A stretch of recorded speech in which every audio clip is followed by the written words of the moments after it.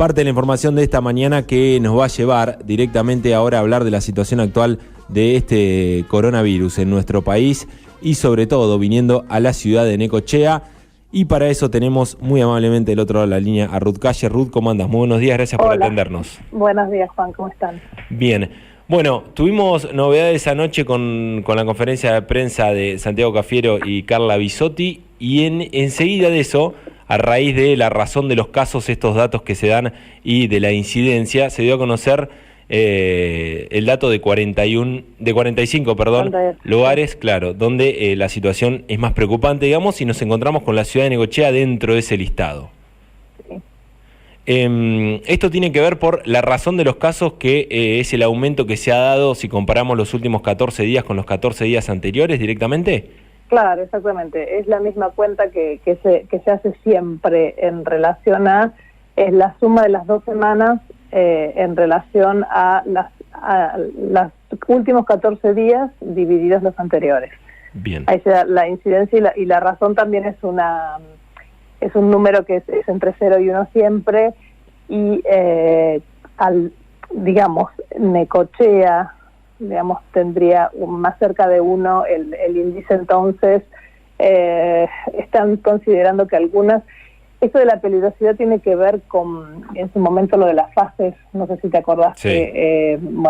Ahora ya las fases no existen, como en las ciudades quedamos las que estábamos en fase 5, 4, y ahora se va a empezar a manejar por esto de tasa de incidencia y razón. Irá cambiando, supongo yo, a medida que esta segunda ola se avecine, se acerque, y van a ir tomando medidas en relación, primero, a señalar cuáles son las ciudades con mayor riesgo, y después en general entiendo que van a hacer medidas en general para toda la provincia, o las provincias o el país. Bien, focalizando directamente primero en cada municipio. ¿Y esto, entiendo que sí. ¿Y esto que hay? ¿Recomendaciones o se van a tomar medidas, no sé, directamente de provincia, diciendo Necochea tiene que hacer tal cosa, o son medidas que se van a tomar del ámbito local? No, siempre las medidas o las recomendaciones tienen que ver con el Ministerio de Salud hacia, digamos, el Poder Ejecutivo Provincial o Nacional, y de ahí se derrama de alguna manera lo que son las ciudades. En principio, y lo que venimos hablando con el Ministerio de Salud, es probablemente hacer algunas restricciones horarias. Bien. ¿No? Sobre todo en ciertas actividades.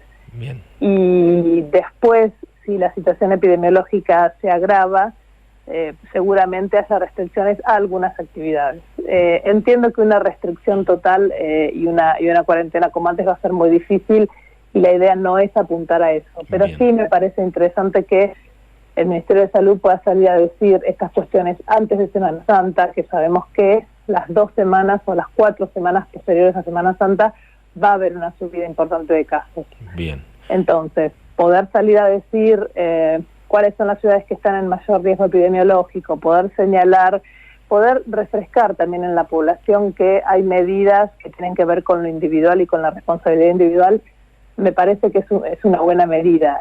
Sanitariamente hablando, está muy bien poder salir a decir esto, poder recomendar, poder alertar a la población, ¿sí? Y también, ¿por qué no tomar alguna medida que lo que haga es que impida la circulación? O en realidad lo que más preocupa siguen siendo las reuniones privadas, no solamente no las actividades que están con protocolos y que uno puede ver y regular y reglamentar. Lo que preocupa siempre es el contacto, digamos, donde uno no puede tener un control y donde uno por ahí se relaja un poco más, que es en el ámbito privado. Claro.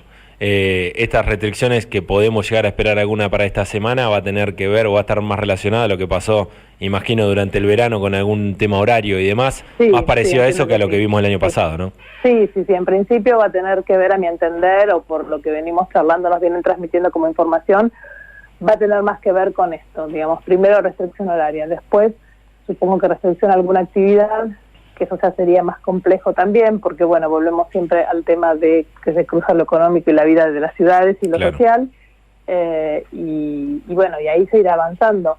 Todo va a ir dependiendo de cantidad de casos, de nivel de ocupación de camas, como siempre decimos, estos son los 2 indicadores fuertes, Y bueno, y me parece bien que se pueda decir, me parece bien que las ciudades tomemos conciencia y nosotros, digamos, desde los servicios públicos de salud estamos haciendo siempre todo lo que más se puede como para cuidar la salud de la población, pero estos son los momentos en donde por ahí se dan a ver las acciones o se vuelve, digamos, sobre las medidas de cuidado y de distanciamiento y de higiene y de barbijo y todo lo que venimos diciendo hace un año. Sí. Pero bueno, a veces... Volver a las bases de este tema.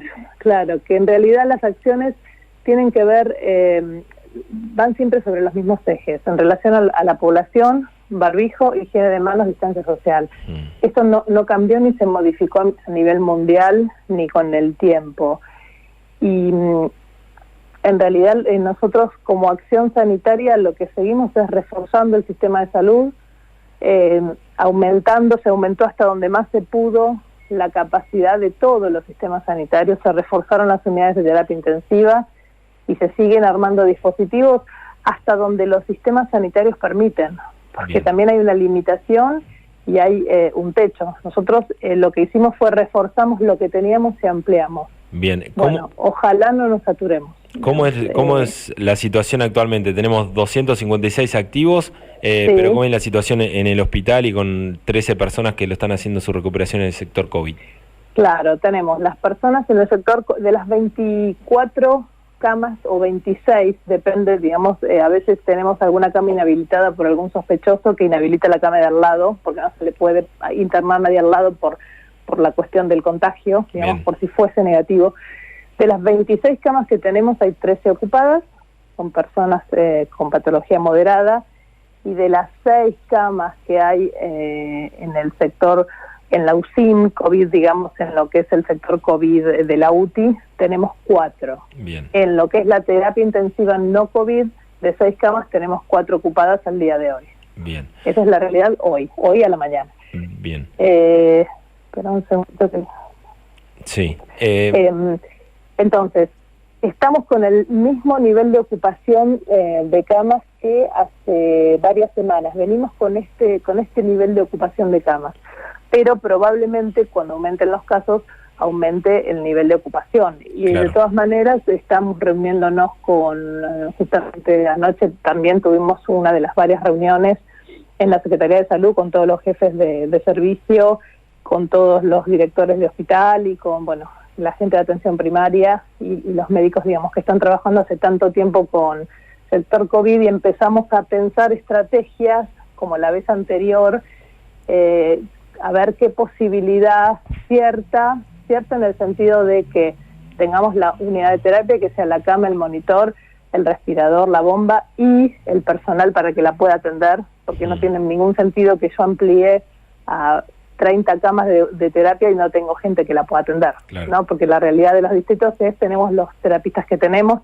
los enfermeros que tenemos, que ese es un déficit en todo el país, y tenemos el personal que tenemos. Entonces, con esta realidad y pudiendo por ahí desafectar a algunas personas de tareas que no son COVID, que son las tareas habituales que hacen también a la atención de la población, ver hasta dónde podemos o cómo podemos de nuevo rediseñar el circuito de pacientes. Y en esto estamos trabajando todos los días como para ir viendo en función de cada escenario, cada estrategia, digamos, sanitaria. ¿Cómo viene el tema vacunación? ¿Se espera que lleguen más vacunas para esta semana? Sí, se esperan. Venimos con un esquema que viene más lento de lo que esperábamos, de lo que todos queremos y de lo recomendado, porque teníamos la idea de poder vacunar más gente para el verano, digamos, ¿no? Que claro. Si bien el 30% de la población es este número de riesgo que está mundialmente, digamos, aceptado, nosotros queríamos tener muchas más personas vacunadas. No sé si vamos a llegar a cubrir este 30%, entiendo que no. Pero sí, las vacunas están llegando y lo que ahora también se amplió es que la vacuna, la Sinopharm, que estaba recomendada para menores de 59, la ADMAT la recomienda en pandemia para mayores de 59, o Bien. Sea, para mayores de 60. Bueno, probablemente esto nos haga vacunar con más celeridad a nuestros ancianos y hoy a las 8 de la mañana llegaron, digamos, hace un rato, vacunas que trajo PAMI, y nosotros les ayudamos también con la logística, son alrededor de 300 dosis para vacunar a adultos mayores internados en hogares de residencias para mayores geriátricas. Bien, eso se comienza Entonces, hoy. Elegimos. Eso está, sí, en este momento está la logística de la gente de PAMI que vino, Bien. más gente nuestra, nuestra coordinadora de vacunación y nuestra directora de atención primaria, Elsa Núñez Alipi. Ellos están ayudando para que las enfermeras, que son el personal estable de esos lugares, digamos, de residencias de adultos, puedan implementar la vacunación. Y se vacuna entre hoy y mañana a todos los abuelos internados. Elegimos los 2 hogares más grandes, son 3 hogares en realidad, como para tener toda esa población ya vacunada con primera dosis. Eso es una buena noticia porque todos sabemos que son la población de mayor riesgo y además que nos ha sucedido que cuando aparece un contagio aparecen varios y han habido varios fallecimientos en residencias de adultos mayores y bueno, esto nos tiene preocupados. Así que llegue la vacuna para ellos es una buenísima noticia. Claro, eso te iba a consultar porque se confirmó un nuevo fallecido durante el fin de semana. Ese fue hospitalario. Claro. Sí, ese fue un fallecido hospitalario. Bien. Y después que dimos el informe COVID, hubo otro más cerca de la nochecita, justo cuando estábamos reunidos, pero esos son fallecimientos hospitalarios. Pero ustedes fíjense que durante la semana esta que pasó y la anterior, varios de los fallecidos tuvieron que ver con adultos mayores de residencia. Claro. ¿No? Entonces, bueno, que ellos puedan estar vacunados y sobre todo porque son poblaciones cerradas, que también nos pasó con el Hospital Taraborelli, que si bien no son personas a mayores de 60, sí son personas con factor de riesgo, la mayoría, y viven en comunidad. Bien. Y esto hace que estemos especialmente atentos, aunque ellos vivan en un lugar, digamos, sanitariamente hablando como corresponde, pero bueno, los contagios ahí se producen con mayor celeridad por la cercanía.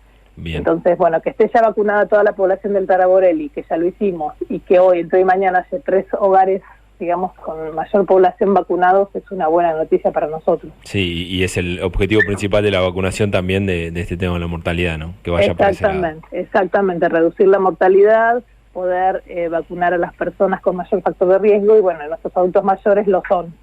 Bien. Te hago la última. ¿Hospital modular funcionando como esperaban o en qué condiciones? El hospital modular en este momento está funcionando en esto de las etapas que nos habíamos planteado. Las etapas tienen que ver en función de los tiempos en que vamos recibiendo la aparatología y el mobiliario. ¿Sí? Lo que empezó esta primera etapa a funcionar y está funcionando es la modalidad del container. Vieron que ya no están más los containers, que la gente es hisopada en el hospital modular y por hoy, mañana y pasado, entiendo, seguimos mandando las muestras al INE.